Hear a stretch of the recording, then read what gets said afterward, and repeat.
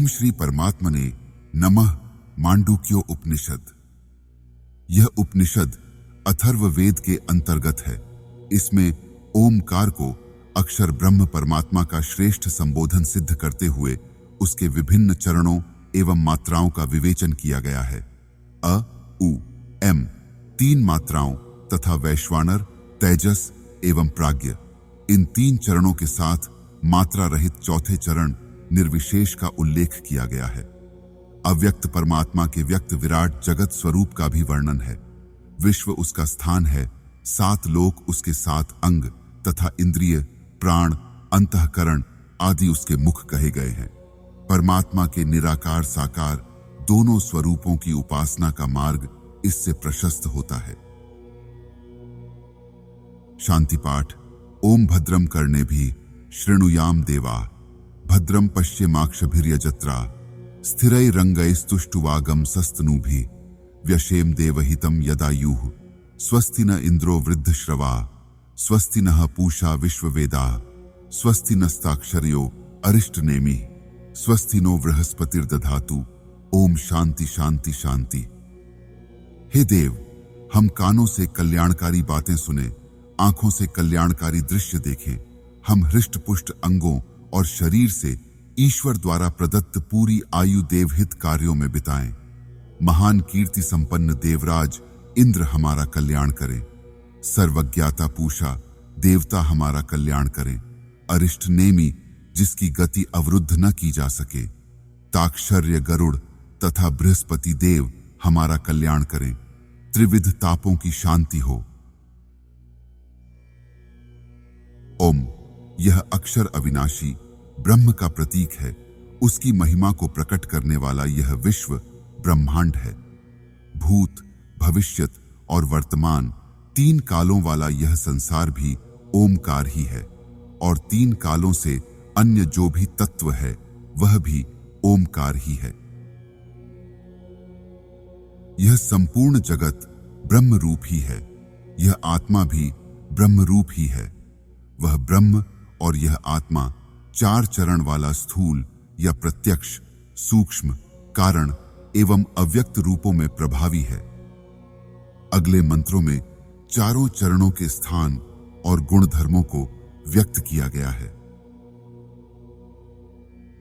प्रथम चरण स्थूल वैश्वानर प्रकट विश्व का संचालक है, जो जागृत स्थान में रहने वाला, बहिष्प्रज्ञ, बाहर बोध कराने वाला तथा 7 अंगों, सप्तलोकों या सप्त किरणों से युक्त, 19 मुखों, 10 इंद्रियाओं, 5 प्राण तथा अंतःकरण चतुष्टय वाला तथा स्थूल का भोक्ता है।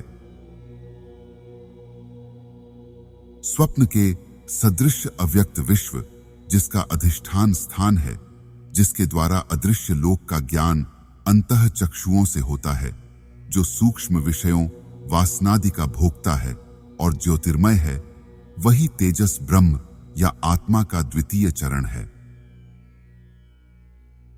जिस अवस्था में प्रसुप्त मनुष्य किसी भोग की कामना नहीं करता और न ही स्वप्न देखता है, ऐसी सुषुप्तावस्था में जो एकाग्र वृत्ति वाला प्रकृष्ट ज्ञान स्वरूप और आनंद रूप ही है, एवं जो एकमात्र आनंद का ही भोक्ता है, जिसका मुख तेजोमय चैतन्य रूप है, वह प्राज्ञ ही ब्रह्म का तृतीय चरण है।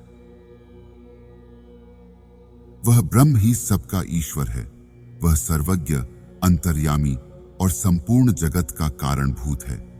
वही सब भूतों की उत्पत्ति, स्थिति तथा विनाश का कारण है। जो अंतः अथवा बाह्य प्रज्ञा वाला नहीं है, जो दोनों ओर की प्रज्ञा वाला नहीं है, जो प्रकृष्ट ज्ञान पुंज नहीं है, न ज्ञान रूप है न अज्ञान ही है, जो ज्ञानेंद्रिय गम्य नहीं है, जो कर्मेंद्रिय गम्य भी नहीं है, जो क्रिया रहित है, जो प्रतीकों से भिन्न है, जो चिंतन की सीमा से परे तथा कथन की सीमा से भी परे है, जो एकमात्र अनुभव गम्य है, जो संपूर्ण प्रपंचों का लय स्थान है, जो शांत स्वरूप, कल्याण रूप और अद्वैत रूप है, वही ब्रह्म का चतुर्थ चरण है। वही आत्मा या परमात्मा है, वही जानने योग्य है। वह ब्रह्म और यह आत्मा अक्षर ओमकार रूप ही है।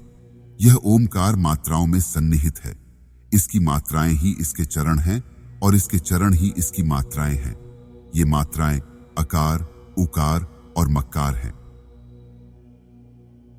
इस मंत्र में वर्णित ब्रह्म या आत्मा की मात्राएं अनेक अर्थों में प्रकट होती हैं।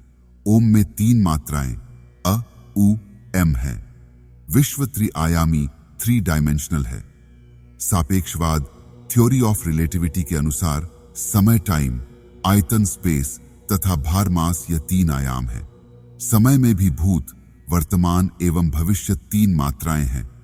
आयतन में लंबाई, चौड़ाई और ऊंचाई यह 3 आयाम है। गुण रूप में भी सत, रज, तम है। इस प्रकार यह ब्रह्म 3 मात्राओं में व्यक्त है। यह कथन प्रमाणित होता है। जागृत स्थान वाला वैश्वानर व्याप्त होने और आदि तत्व होने के कारण ओमकार का प्रथम चरण है। इस प्रकार का ज्ञान रखने वाला ज्ञानी संपूर्ण कामनाओं को प्राप्त करता हुआ सब में वरिष्ठता पाता है। सारे कौशल तथा स्थूल पुरुषार्थ वैश्वानर के अंतर्गत आते हैं। उसे पाकर सब प्रकार की कामनाएं पूर्ण होती हैं। स्वप्न स्थान वाला तेजस श्रेष्ठ होने और द्विभाव में रहने से ओमकार का द्वितीय चरण है। इस प्रकार का ज्ञान रखने वाला पुरुष ज्ञान का उत्कर्ष करता हुआ समान भाव में निमग्न रहता है। उसके कुल में ब्रह्म को न जानने वाला कोई नहीं रहता। तेजस के अंतर्गत सभी प्रकार के ज्ञान की धाराएं आती हैं। उसे पाकर व्यक्ति ज्ञान की उच्चतम अवस्था तक पहुंच जाता है। सुषुप्ति स्थान वाला प्राज्ञ विश्व का मापक, विश्व की परिसीमा और प्रलय करने वाला होने से ओमकार का तृतीय चरण है। इस प्रकार का ज्ञान रखने वाला ज्ञानी संपूर्ण विश्व का यथार्थ स्वरूप जानता हुआ इन सबको स्वयं में लय करने वाला होता है। प्राज्ञ कारण सत्ता चेतना का ज्ञाता होता है। उस स्थिति में एक ही चेतन सर्वत्र सक्रिय दिखाई देता है। सभी को बीज रूप में स्वयं में अनुभव किया जा सकता है। मात्रा रहित ओमकार क्रिया से रहित है। जगत के प्रपंचों का शमन करने वाला कल्याणकारी एवं अद्वैत रूप है। यही ब्रह्म का चतुर्थ चरण है। जो इस प्रकार का ज्ञान रखता है वह आत्मज्ञानी ज्ञान के द्वारा आत्मा को परब्रह्म में प्रविष्ट कराता है। इस चरण में साधक निर्विकल्पक अद्वैत बोध में पहुंच जाता है। इति मांडूक्यो उपनिषद समाप्त। ओम शांति विश्वम।